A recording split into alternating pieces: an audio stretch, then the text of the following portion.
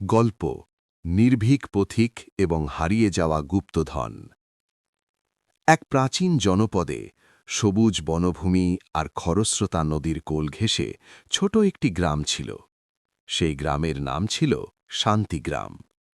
নাম শান্তিগ্রাম হলেও গ্রামের মানুষের মনে শান্তি ছিল না, কারণ বহু বছর ধরে তাদের শস্যক্ষেত্রে ফসল ফলত না, নদীর মাছ অদৃশ্য হয়ে যাচ্ছিল, আর গ্রামের উপর ভর করেছিল এক অজানা অভিশাপ।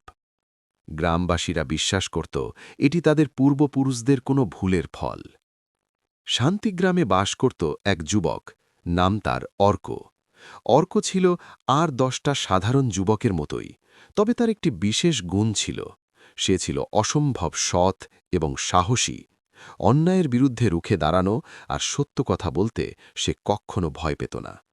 গ্রামের মানুষ তার এই গুণের প্রশংসা করলেও তার স্পষ্টবাদিতার কারণে অনেকেই তাকে এড়িয়ে চলত।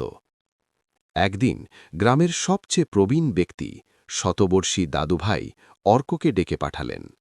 দাদুভাই ছিলেন গ্রামের জ্ঞানী পুরুষ, যিনি অতীত এবং বর্তমানের অনেক রহস্য জানতেন। অর্ক দাদুভাইয়ের সামনে গিয়ে বসলে দাদুভাই ক্লান্ত কণ্ঠে বললেন, অর্ক, আমাদের গ্রামের এই দুর্দশা দূর করার একটিই উপায় আছে। কিংবদন্তি আছে যে এই গ্রামের প্রতিষ্ঠাতা, মহাজ্ঞানী ঋষি বিশ্বম্ভর, মৃত্যুর আগে একটি গুপ্তধন রেখে গিয়েছিলেন। সেই গুপ্তধনের সাথে একটি প্রাচীন পুঁথিও ছিল, যা আমাদের গ্রামের সমস্ত সমস্যার সমাধান করতে পারে। অর্ক আগ্রহী হয়ে জিজ্ঞাসা করল, কিন্তু দাদুভাই, সেই গুপ্তধন কোথায়, আর সেই পুঁথিই বা কোথায়? দাদুভাই একটি দীর্ঘশ্বাস ফেলে বললেন, সেটাই তো রহস্য। ঋষি বিশ্বম্ভর তার গুপ্তধন এমন এক জায়গায় লুকিয়ে রেখেছিলেন, যেখানে শুধু একজন সত্যিকারের সৎ এবং নির্ভীক ব্যক্তিই পৌঁছতে পারবে। একটি প্রবাদ আছে, সত্যের আলো যেখানে পড়ে, গুপ্তধনের পথ সেখানেই খোলে। দাদুভাই অর্কের দিকে তাকিয়ে বললেন, আমার বিশ্বাস তুমি সেই নির্ভীক পথিক যে এই গুপ্তধন খুঁজে বের করতে পারবে।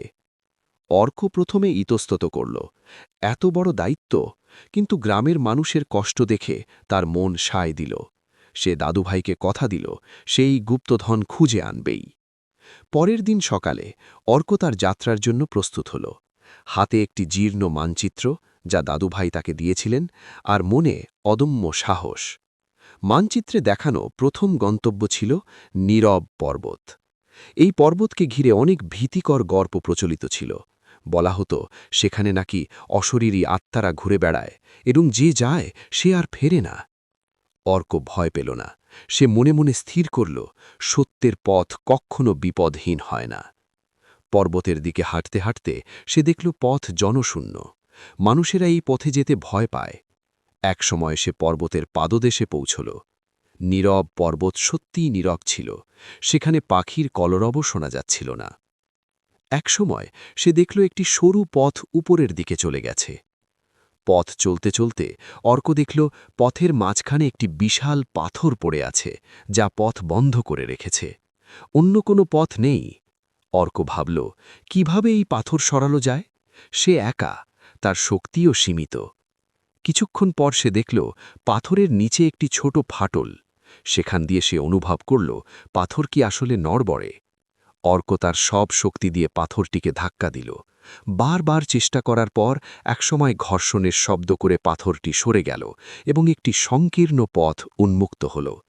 অর্ক বুঝল, এখানে শুধু দৈহিক শক্তি নয়, বরং বুদ্ধি এবং অধ্যবসায়ও প্রয়োজন। ভেতরে প্রবেশ করার পর অর্ক দেখল পথটি অন্ধকার। মানচিত্রে লেখা ছিল, আলোর সন্ধান করো। অর্ক তার টর্চ বের করে পথ দেখল। হঠাৎ তার মনে হল, প্রাচীন ঋষি বিশ্বম্ভর টর্চ ব্যবহারের কথা ভাবেননি। তাহলে কিসের আলো? অর্ক চারদিকে তাকাল।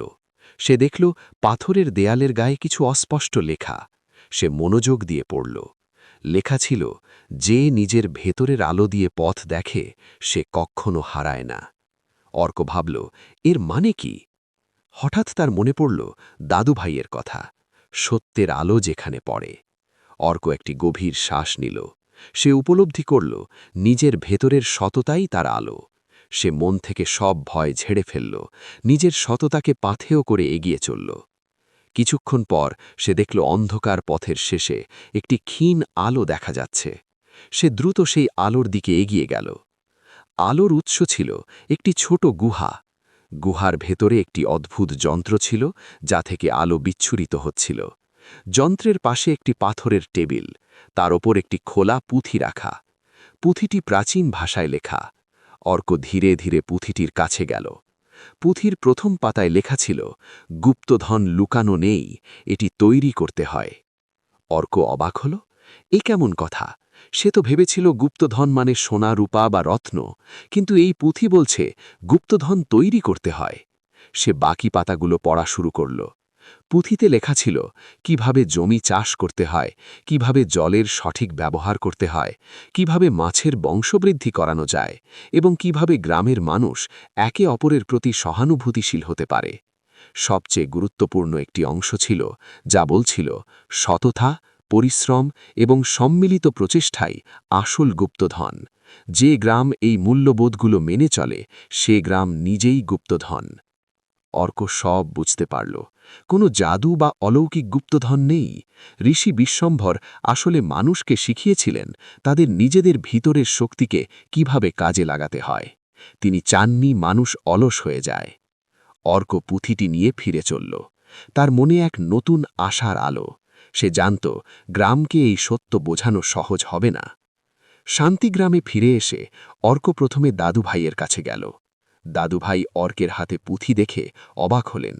অর্ক দাদুভাইকে সব খুলে বলল। দাদুভাই অর্কের দিকে গর্বের চোখে তাকিয়ে বললেন, আমি জানতাম অর্ক, তুমিই পারবে। তুমি শুধু গুপ্তধন খুঁজে আনোনি, তুমি প্রকৃত সত্যকে আবিষ্কার করেছ। পরের দিন অর্ক গ্রামের সবাইকে জড়ো করল। সে পুঁথি থেকে পাঠ করে শোনাল কিভাবে তাদের পূর্বপুরুষরা তাদের নিজেদের আলস্য এবং বিভেদের কারণে তাদের সম্পদ হারিয়েছিল। সে তাদের বোঝাল কিভাবে সততা, কঠোর পরিশ্রম এবং ঐক্যবদ্ধ প্রচেষ্টা তাদের গ্রামকে আবার সমৃদ্ধ করতে পারে। প্রথম দিকে গ্রামবাসীরা বিশ্বাস করতে চাইল না। তারা অলৌকিক কিছু আশা করছিল। কিন্তু অর্ক হাল ছাড়ল না। সে নিজের হাতে প্রথমে পতিত জমিতে কাজ করা শুরু করল। মাটি প্রস্তুত করল, বীজ বপন করল। দিনের পর দিন একা কাজ করতে দেখে কিছু যুবক অর্কের সাথে যোগ দিল। তারা দেখল অর্ক কোনো ফাঁকি দিচ্ছে না, নিষ্ঠার সাথে কাজ করছে। অর্কের সততা এবং তার প্রতিজ্ঞা তাদের অনুপ্রাণিত করল। ধীরে ধীরে আরও মানুষ যোগ দিল।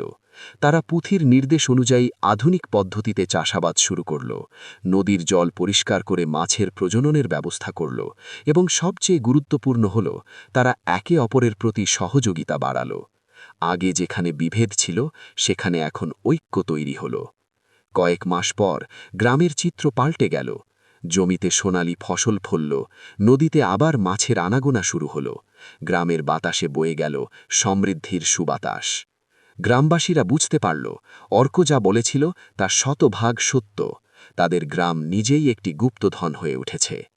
অর্ক আর একজন সাধারণ যুবক রইল না। সে হয়ে উঠল গ্রামের নেতা, এক নির্ভীক পথিক, যে শুধু গুপ্তধনের রহস্যই উন্মোচন করেনি, বরং মানুষের মনে লুকিয়ে থাকা শক্তিকেও জাগিয়ে তুলেছিল।